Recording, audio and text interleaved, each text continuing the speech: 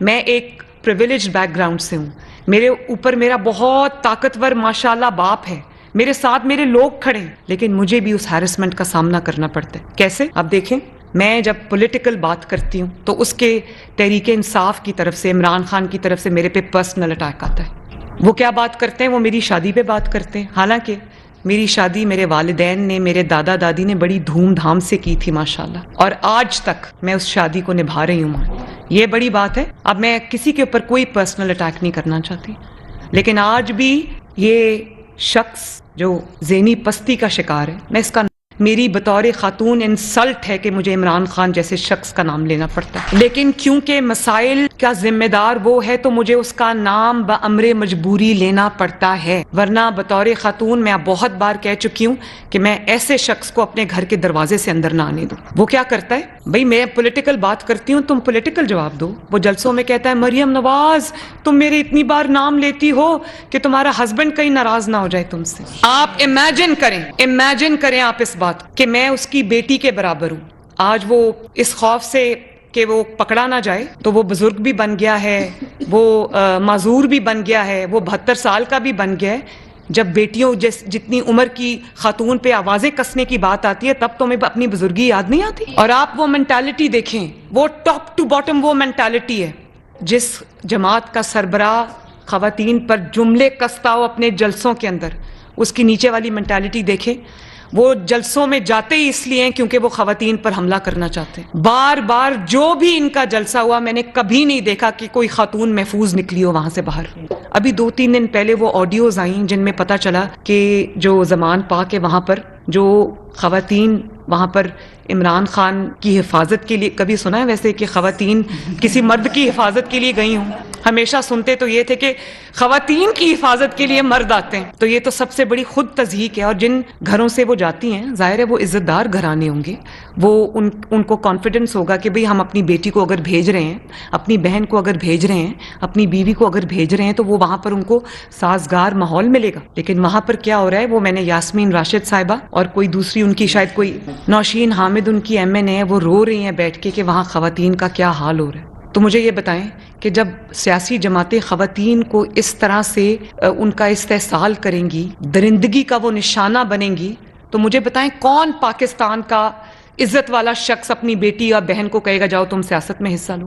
تو یہ تو بڑے شرم کی بات ہے. اور پھر میں نے کبھی کسی سیاسی مخالف پہ پرسنل اٹیک نہیں کیا. میں عمران خان کی بیٹی کی اگر بات کرتی ہوں تو وہ پرسنل اٹیک نہیں ہے. وہ اپنی, اگر میں پرسنل اٹیکس پہ اتر آتی تو آپ یقین مانیں عمران خان کے خلاف میرے پاس اور آپ سب کے پاس اتنا مواد ہے کہ وہ ٹی وی پہ نہیں چل سکتا. اس لیے میں ذاتی زندگی میں بالکل عمل دخل, میرے پاس اس کے خلاف پولیٹیکل مواد اتنا ہے کہ مجھے ذاتی زندگی میں جانے کی ضرورت نہیں ہے. میں پردہ رکھتی ہوں لوگوں کا, لیکن جو اس کی بیٹی ٹیرین وائٹ کا کیس ہے میں اس کی بات جلسوں میں کرتی ہوں. اس کی وجہ یہ ہے کہ وہ اس کی ذات سے اس کا تعلق نہیں ہے, اس کا تعلق اس بات سے ہے کہ اس نے جھوٹ بولا, اور وہ کیس عدالت میں ہے اس وقت. ٹیرین وائٹ کا کیس وہ عدالت میں ہے, وہ اس کا ذاتی مسئلہ نہیں ہے, وہ پاکستان کی بڑی عدالت کے اندر ہے, اسلام آباد ہائی کورٹ کے اندر وہ کیس ہے. کیونکہ یہ اس بیٹی کو مانے تب پھنستا ہے, یہ نہ مانے تب پھنستا ہے.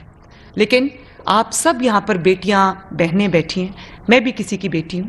میں آج بھی کمرے میں جب چل کے جاتی ہوں میرے والد کھڑے ہو جاتے ہیں کرسی سے. میرے والد نے میری والدہ کو کبھی کوئی قابل اعتراض لفظ نہیں کہا, ہمیشہ عزت احترام دیا. میری والدہ کہیں سے آتی تھیں ٹریول کر کے تو میرے والد ان کو یا تو ایئرپورٹ پہ ریسیو کرتے تھے یا ان کو پورچ میں گھر میں گاڑی کا دروازہ کھولتے تھے ان کے لیے. میں نے وہ دیکھی ہے تربیت, میں نے وہ دیکھا ہے کہ میں اور میری چھوٹی بہن جو ہیں وہ ہم آج بھی اگر اپنے میرے والد کمرے میں بیٹھے ہوں تو میرے والد جو ہیں وہ اٹھ کے مجھے ملتے ہیں صبح. 4 مہینے ابھی میں اپنے والد کے ساتھ لنڈن رہ کے آئی ہوں تو وہ اٹھ کے مجھے سلام کرتے ہیں, پیار کرتے ہیں اور عزت اور احترام کرتے ہیں. بیٹی ہونے کے باوجود وہ جو خواتین کو عزت اور احترام دیتے ہیں وہ میں نے اپنے گھر سے اپنے والد سے سیکھا ہے. اور مجھے ایک شخص نے خود بتایا, میں اس کا نام یہاں پر لینا نہیں چاہتی کیونکہ اس کی اجازت نہیں ہے, وہ عمران سے ملنے گیا. اس نے چند سال پہلے اس نے کہا کہ خان صاحب آپ کے خلاف یہ بہت بڑا کیس ہے, آپ اپنی بیٹی کو اون نہیں کرتے تو آپ اس کو اون کر لیں, ایک دفعہ قوم سے معافی مانگ لیں کہ میں نے جھوٹ بولا تھا, قوم معاف کر دے گی.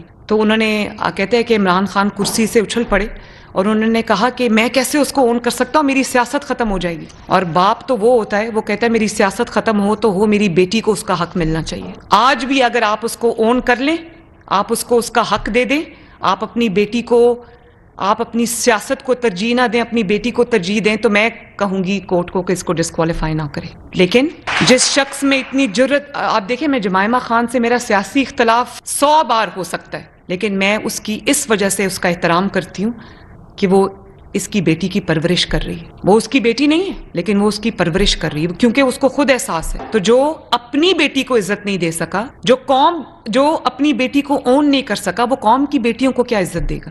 پھر ان کا وہی حال ہوگا جو آج زمان پاک میں بیٹیوں کا حال ہو رہا ہے, بہنوں کا حال ہو رہا ہے. پھر ان کا وہی حال ہوگا جو جلسوں میں ان کے کارکن ان کے ساتھ کرتے ہیں. پھر اس کا وہی حال ہوگا جو عمران کرتا ہے جلسوں میں جب خواتین کو جملے کستا ہے. تو یہ کوئی پرسنل اٹیک نہیں ہے, یہ ایک بیماری ہے جس کی میں نشاندہی کر رہی ہوں, ذہنی بیماری ہے. یہ ایک پرورٹس کا گینگ ہے جن کا اخلاقی اقدار سے کوئی تعلق نہیں. پولیٹیکل بات کا پرسنل اٹیک سے جواب دیتے ہیں. اور جس طرح انہوں نے کہا جج زیبا میں تمہیں چھوڑوں گا نہیں, خواتین کو اس طرح بلایا جاتا ہے, ججز تو آپ چھوڑ دیں. یہ وہی مینٹالٹی ہے کہ جب یہ پرائم منسٹر تھا تو موٹر وے پہ ایک خاتون کی عصمت دری ہوئی, انہوں نے وکٹم کو بلیم کرنا شروع کر دیا کہ وکٹم اکیلی کیوں تھی. بھئی تم تو سرکاری ہیلی کاپٹر میں پھرتے ہو, لوگوں کے پاس اتنا پیسہ نہیں ہوتا کہ پورا ایسکارٹ ساتھ لے کے چلیں, ان کی حفاظت انہوں نے خود ہی کرنی ہوتی.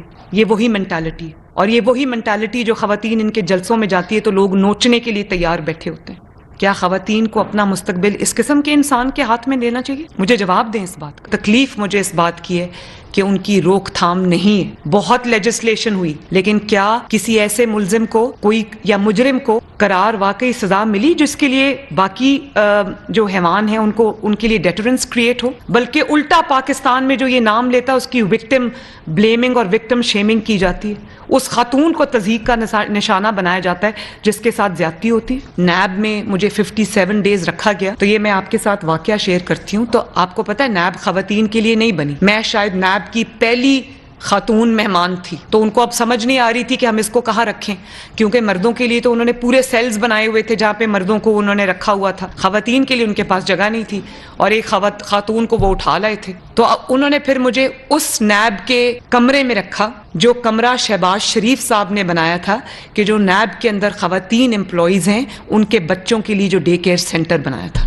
ابھی بہت کچھ ہو گیا, بہت کچھ اچھا ہے. میں پاکستان کی طول و عرض میں گئی ہوں, آپ یقین کریں کیا خواتین کی کوالٹی موجود ہے پاکستان کے پاس, چاہے وہ گلگت بلتستان کی خاتون ہو یا وہ آزاد جموں کشمیر کے کوئی دور لائن آف کنٹرول کے علاقے کی خاتون ہو, یا وہ بلوچستان کے دور دراز علاقوں کی خاتون ہو, یا وہ سندھ کی خاتون ہو, یا وہ پنجاب کی خاتون ہو, یا وہ خیبر پختونخوا کی خاتون ہو.